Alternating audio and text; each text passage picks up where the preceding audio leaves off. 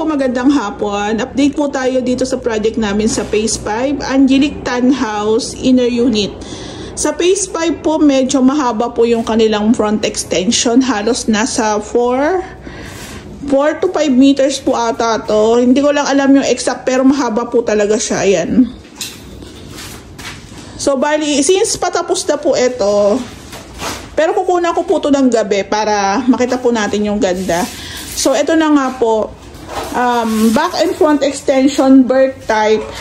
Pero ang may pintura lang po dito is yung gate. Kaya doon po sa mga nag-i-inquire sa amin na ano po ba klase yung back and front extension na bird type. Ganito po yun. Wait lang po pala. I-shoutout ko nga po pala yung mga followers namin sa page. Saka mga Kare House natin. Ayan. Kare House. So, shoutout po sa inyong lahat, lalo na po dun sa mga sumusuporta sa aking vlog. Merong mga kapwa ko manggagawa na full support sa akin na, ma'am, hayaan mo na yan, pagpasensyahan mo na lang sila, go lang, tama yung ginagawa nyo. So, iba-iba po yung mga comments, kaya okay lang. Pero syempre, nagpapasalamat po ako dun sa mga concern. Pinagsasabihan ako pero in a nice way. Ayan. Ako naman is willing naman po akong mag-accept ng criticism. Basta huwag naman masyadong harsh masyado, diba? So, ito, balik na po tayo. Back and front extension bird type, pero may pahabol po si sir na magpalagay ng metal spandrel. Ayan po. So, ito po yung magiging additional natin. So, sasabihin ko po kung pagkano yung inabot ng materyales dito. Ito nga po pala is asikaso po namin lahat. Ako po sa materyales, meron din po akong contact sa permits.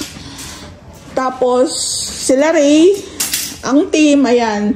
Ikot-ikot lang po kami. Sa Ray House Makeover po, ikot-ikot lang po kami. Kaya kung isa o dalawa lang po ang makita nyo dyan sa unit nyo, wala pong problema yun. Kasi ang gawa naman po is proseso. So, ayan nga po. Pati po yung pag-order ng metal spandrel, ako na lang po, lahat ang bahala dyan. Ako po ang in-charge dyan sa lahat. So, napaka-convenient sa may-ari kasi hindi na sila luluwas o pupunta pa dito para bumili ng mga materyales. Actually, ang pinrovide na lang po ng may-ari is yung kanyang mga ilaw. Yung kanyang mga lights accessories. Actually, yung mga lights accessories po talaga na yan, sa may-ari rin po talaga namin binibigay para makapili rin po sila. Ayan po. So, dito po muna tayo sa labas.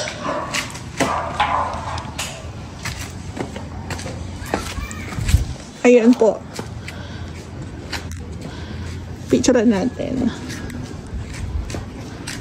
Ayan.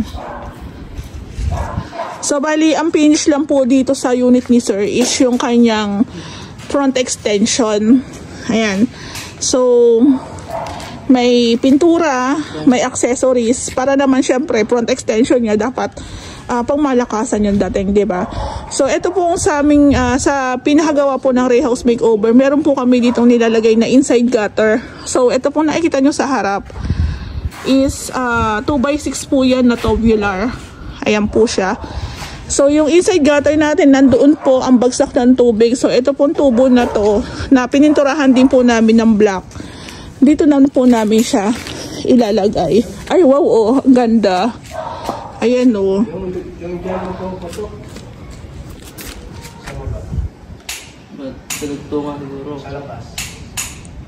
So, dito na po natin ilalagay yung ating sa downspout. Ayan, dito na po yan ang bagsak ng tubig. Tapos, kagahapon po si Kuya Joseph, nakapag-retouch na rin po siya. Yung ating deco stone, nalagyan na rin po ng sealer. So, naging wet look po ang itsura niya. Ayan. Tapos, nailagay na rin po ni Ray yung ating ilaw dito sa ating mga poste. Ayan. So, wala lang siyang kasamang bulb, sir. Wala siyang bulb. Ayan po. Picture natin. Ayan.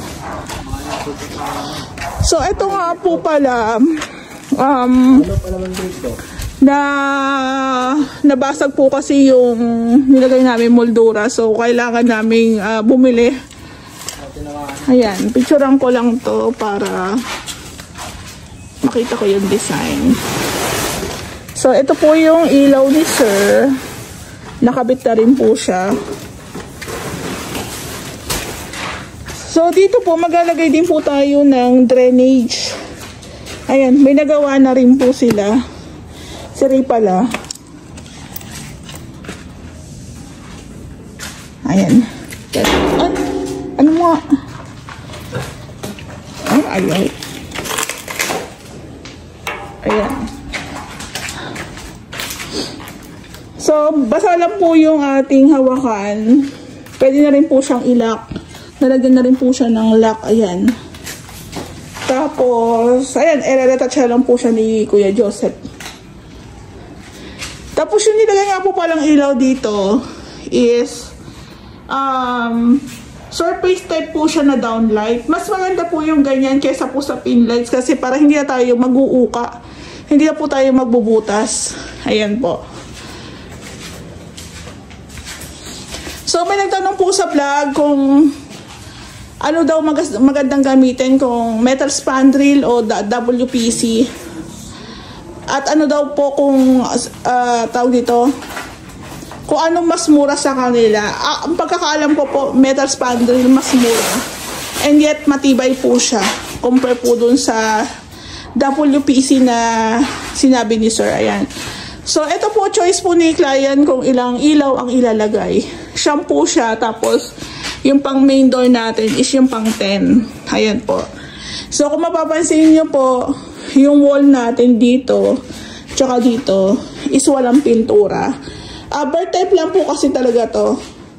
Sa package namin, gate lang po tsaka yung mga baka lang may pintura. Pero yung wall, hindi po kasama yan. Tulad yan, syempre yung budget. Kailangan po kasi kung magpipintura ka na dito, dapat na-tiles mo na rin. Medyo malaki rin po kasi ang gagastosin sa tiling works dito eh. Tapos labor pa, materials pa, diba? So, medyo mahaba-haba rin po yan, no? Ayan. So, ang importante lang naman sa may-ari is nabuo na yung kanyang back and front extension. Tapos, yung mga nakaraang araw po, syempre nadumihan na rin po itong part na to. Sinama ko na rin po to sa retouching. Actually, hindi na po to kasama. Pero, syempre, gusto ko rin i-turn over namin sa may-ari ng maayos tsaka maganda. Pati rin po ito. Ayan. Meron po yan sira dati. Ginawa lang po ng paraan para matakpan. Ayan. Tapos pati po yung main door ni Sir, niretouch na rin po namin. Para maganda rin talaga at saka maayos. So, ayan po. Sa amin kasi, hindi po pwedeng basta-basta gawa lang. Kailangan maayos namin ma-turn over sa may-ari. Tapos nga po pala, ito po pala yung drainage na ginawa ni Ray na ilalagay po namin dito. Ayan. So, package na po talaga to. Sa totoo lang, sobrang mura na po ng singil namin dito sa labor. Totoo lang. Kasi, yung paggawa pa lang ng gate, paggawa pa lang ng roofing, matrabaho na po yan. Tapos, ay pintura pa. May yung roofing pa, diba? Yung pinaka-labor namin talagang sulit. Reasonable naman po yun. Hindi naman basta mahal lang. Ayan, dito naman po sa loob. Ito po yung bird type. Ito po yung bird type na back extension. Sabi ko po sa vlog, bird type, walang pintura, walang kisame, walang tiles. Ayan, pero ito po is, nakaabang na po yung ating lababo. Tabi po, nakaabang na po rin yung ating wirings. Ayan. Kasama na rin po dito yung ating bar counter. Ayan pa, bar counter, diba?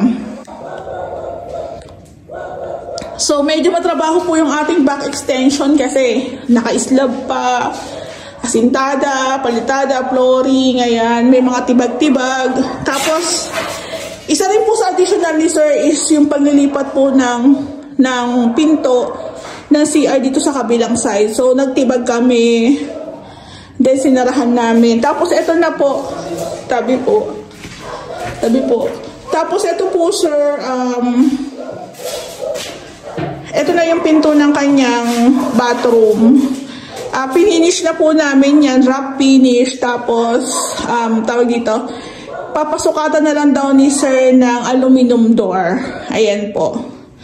So, at least si sir, ang gagawin na lang niya dito sa bahay niya is more on interior na lang. Ayan, okay na yung kanyang extension, diba? So, lilinisin na po namin ito paunti-unti. Once na tinan-over na po namin kay client. Ayan po. Advice lang po sa mga magpapagawa. Make sure, kung magpapagawa po kayo ng back and front extension, make sure malinaw po kung ano po yung scoop. Kasi may iba pong mga gumagawa, hindi po ako naninira ng kapwa ko manggagawa, linawin ko lang. Minsan po kasi, is hindi pa kasama sa kanila yung ganito, hindi pa kasama yung wiring. So, baka po magulat kayo. Kaya ang advice ko lang is, pag nagpagawa po kayo ng unit, linawin nyo kung ano po yung kasama doon at hindi kasama. Kasi sa amin po, hindi nyo po pwedeng ikumpara sa iba. O bakit kina Ray House Makeover ganito? Iba-iba po kasi ang gumagawa, hindi pare-parehas. So sa amin kasi, pinaka-package na namin yung ganito, yung mga tibag-tibag, may kasama ng bar counter. Ayan, package po yan sa amin. Kaya kung mapansin nyo sa ibang gumagawa, walang ganito, walang ganyan. Iba-iba po kasi ang nangongontrata. Ayan po. So sasabihin ko po kung magkano po inabot. Kasi ako naman po lahat ang nag-asikaso nito. Ayan po. So, nakaka-excite. Ang ganda na ito sa gabi tambayan. Lalo na pag may mga party-party. Medyo malaki kasi yung extension ni sir. Ang haba ng extension niya. Ganda nito. Hello po. I-share ko lang po sa inyo. Ito po yung project namin sa Phase 5. Luminatan sa po Phase 5. Ayan. So, bali ang pinagawa po ni sir is back and front extension lang po na bird type. So, meron po kaming agreement. Ayan. So, naka-indicate po dito yung pangalan ni sir, na may-ari. Ayan. Then, yung information din namin as contractor. Then, yung scope of works po ng ipapagawa nung may-ari. So, naka-indicate po dito is yung back and front extension, bird type finish. So, ano po bang ibig sabihin ng bird type? Pag sinabi pong bird type, walang tiles, walang pintura, walang kisame. So, ganun po. Pero, ang pinaka-finish lang po sa gawa namin dito is yung front extension ni sir. So, bali naglagay po kami ng deco stone, tsaka yung gate po is pininturahan namin. Bakit? Mas sinadjust po namin pinturahan po yung gate, yung mga bakal, kasi nga po kakalawangin po yun, syempre, diba? So, ayan po, nakalagay dyan, painted gate, roofing, pati po yung roofing ni sir is nakapintura din po yun. So, tiles or brickstone installation sa poste, depende po sa kanya. Tapos, ayan, kasama rin po yung inside gutter, may drainage din po yan. Then, ang additional po ni sir is yung pagpapalagay ng kisame. Spandrel ceiling po ang kisame ni sir sa front extension. Then, nagpa-add din po siyang lipat pinto po ng CR. Ayan po. So, nandito po yung payments, yung project duration.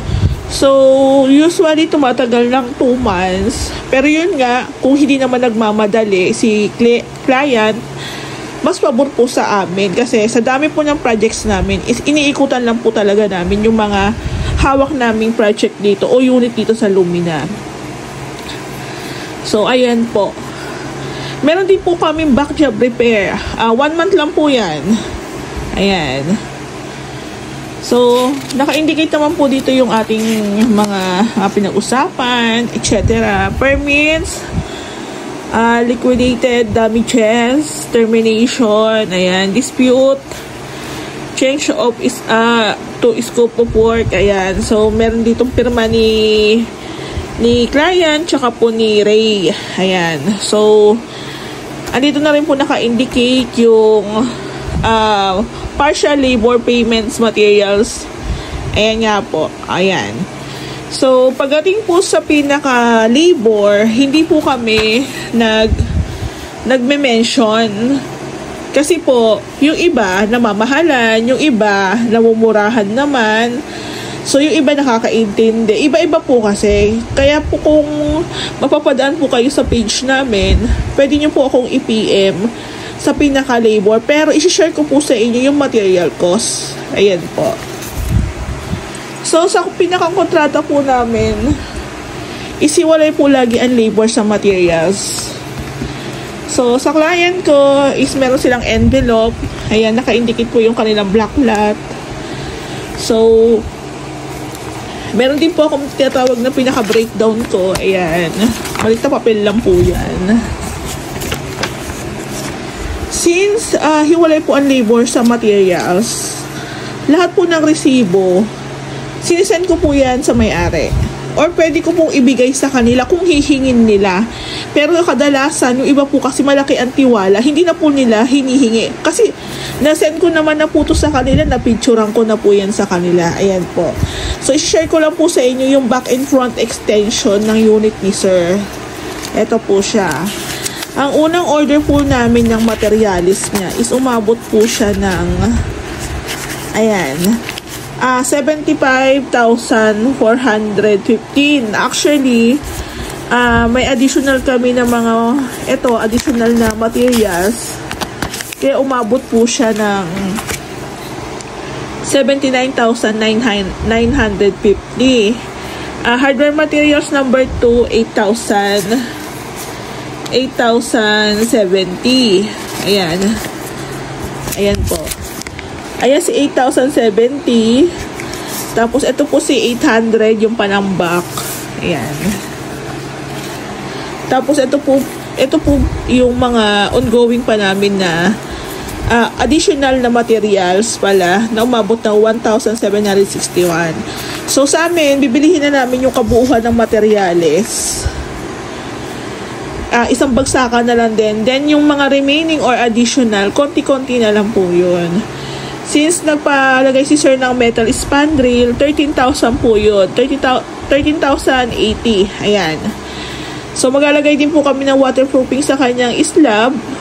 5,090 naman po yun. 2 galon po ito. Mahal po kasi ang Sista waterproofing. Then, yung sa all home po ni Sir, kami na rin po yung bumili niyan. Yung kanyang deco stone. Ayan po siya. Ayan. Tapos, yung pintura ni Sir sa gate. Ayan po siya, 401. Tapos, yung PVC roof ni Sir na additional, 3.6 po yun. 2 semento, 416. 2 tile adhesive, ayan, 610. So, sa materials ni Sir doon, is umabot po siya ng 123,925.50. Ayan po. So, sa amin po, may mga nag-i-inquire, Ma'am, how much po labor materials? So, ang sagot ko lagi is, hindi kami nag-labor materials. Kasi, kung gusto mo talaga makuha yung quality ng gawa, or yung tibay ng paggawa sa unit mo, wag mong tipirin sa materials, 'di ba? So, eto, kung alam namin kulang pa kami sa semento, bakal mag-a-add kami, 'di ba? Hindi namin pinagkakasya lang. Kumbaga, kung kulang kami, is magpapa-add kami sa may-ari. So, yun po yung kagandahan ng hiwalay ang labor sa materials. Hindi natitipid po yung quality. Pati po yung outcome ng gawa is maganda, presentable. Hindi po talaga basta pucho-pucho lang ang gawa. So, lahat po itong ito po yung sa all home na resibo. Actually, sa all home nga po, minsan, abono ko pa yan. Pero ito si Sir kasi, nagbigay talaga siya sa akin ng pasobra na budget. Kaya konti na lang po yung ibabayad niya sa akin sa labor. So, sa pinaka-labor po ng gawa namin sa kanya, i-PM nyo na lang po ako. Kasi hindi po talaga ako nagme-mention ng labor namin sa vlog. Ayan po. Thank you.